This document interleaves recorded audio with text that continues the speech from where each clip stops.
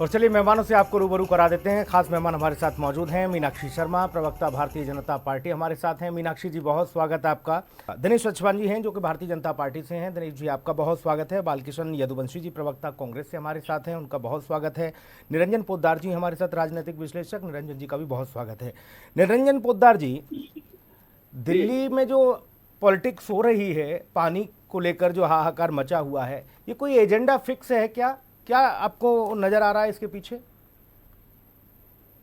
देखिए सुनील जी, निश्चित रूप से आपको मैं एक चीज बताऊं, दिल्ली की जनता का बहुत बड़ा कसूर ये है कि जिससे दिल्ली की जनता ने 2012-13 के अंदर एक नया प्रयोग किया था और नया प्रयोग करके नई राजनीति को वोट दिया था। चाहे उसके अंदर मैं किसी भी राजनीतिक दल का नाम नहीं ले रहा, लेकिन उसके बाद में जो दिल्ली के साथ जो हो रहा है वो सारी सर्वविदित है।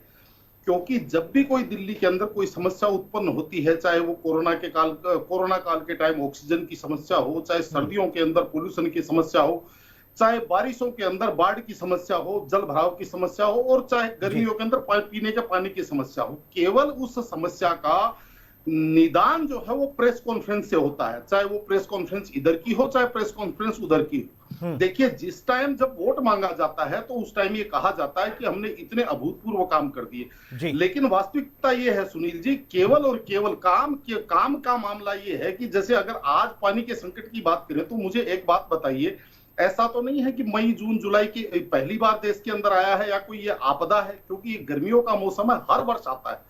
जब हर वर्ष आता है तो सरकार को भी इस चीज का पता है, अधिकारियों को भी इस चीज का पता है, कर्मचारियों को भी इस चीज का पता है, जल बोर्ड को भी इस चीज का पता है कि मई जून जुलाई के अंदर गर्मी पड़ेगी और उस समय पानी की जो मांग है वो 25% से लेकर 50% और 100% तक भी वो बढ़ सकती है, यानी कि जितनी पानी की आवश्यकता है। तो ये चीजें जो है पूर्व में क्यों नहीं इसको ठीक कर लिया जाता? जो भी इसके जो नितांत उपाय हैं उनको ये गर्मियों से पहले तैयारी क्यों नहीं करी जाती सरकारों के द्वारा, अधिकारियों के द्वारा? और जब संकट आता है, अभी जैसे मैं उदाहरण के तौर पे बता रहा हूं सुनील जी, अभी जैसे पानी की कमी का जल संकट है और अभी 1 महीने बाद में जब वर्षा ऋतु आएगी तो उस टाइम जल थल हो जाएगी दिल्ली, जल भराव का संकट आ जाएगा। उस टाइम ये कहा जाएगा कि इसने ये कर दिया, उसने वो कर दिया। और रही बात, देखिए इसके अंदर वास्तविकता ये है कि मेरा ये मानना है, चाहे हरियाणा हो, उत्तर प्रदेश हो, दिल्ली हो, हिमाचल प्रदेश हो, केवल और केवल दिल्ली का नागरिक राजनीति का शिकार हो रहा है। वो इसलिए कह रहा हूं कि दिल्ली में जल संकट है। दिल्ली की सरकार अगर मान लीजिए कहीं किसी काम में चूकी है तो हरियाणा जो है उसको भी ये चीज समझनी चाहिए कि ये जो समय है, जो मई जून जुलाई का समय है, इस समय सिंचाई का समय नहीं होता। इस समय किसानों को खेतों में पानी की आवश्यकता नहीं होती है। ऐसी कोई भी फसल नहीं है जिसको इस टाइम पानी देने की जरूरत हो। तो इस टाइम वो भी मानविकता के आधार पे दिल्ली को अत्यधिक पानी, या यूं कहें कि एक्स्ट्रा पानी दे सकते हैं। लेकिन वास्तविकता ये है कि जिसको कहते हैं कुछ लोभ उठा और कुछ लुहार उठा, और मरने का काम दिल्ली की जनता का। जी पोद्दार जी, नहीं बना सकते भाई, विपक्ष का नैतिक अधिकार है वो सत्ता पक्ष को जागरूक करे, जगाए और बताए कमियां कहां कहां हैं। अब ये कह रहे हैं कि जानबूझकर पाइप पहले फोड़ते हैं फिर फोटो खिंचाने पहुंच जाते हैं। अरे भाई, जब पानी नहीं आ रहा तो टूटे फूटे पाइप क्या होगा?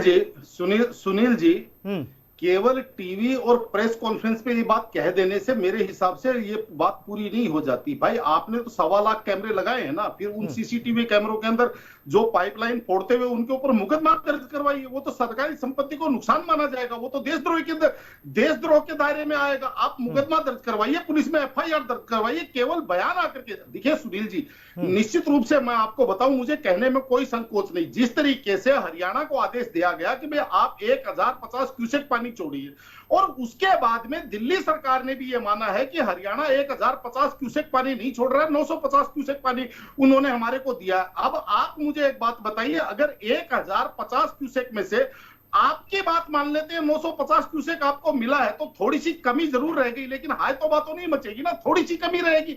लेकिन आपका शोधन और आपका वितरण जब उसके अंदर लाइन लॉस जब 50% से ऊपर हो रहा है, जब लीकेज 50% से ऊपर हुई है, या पानी की कालाबाजारी जब हो रही है, तो आप ये मान के चलिए केवल और केवल ये राजनीतिक शिगुफा है। और ये मिठाई जो है ये किन किन के घर पहुंच रही है, ये बालूशाही कहां कहां तक पहुंच रही है, सबको पता है। और जिस तरीके से हर वर्ष, अब मैं तो एक बात पूछना चाहता हूं, अच्छा, वहां पानी भी पहुंच रहा है, बालूशाही भी पहुंच रही है। बालूशाही खाओ, ठंडा पानी पियो।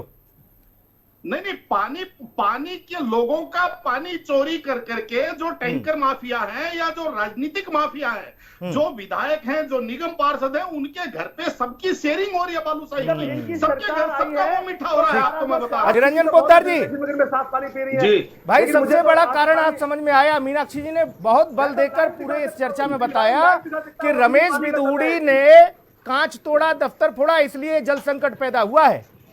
अगर ऐसा नहीं करते तो सब मौज में होते।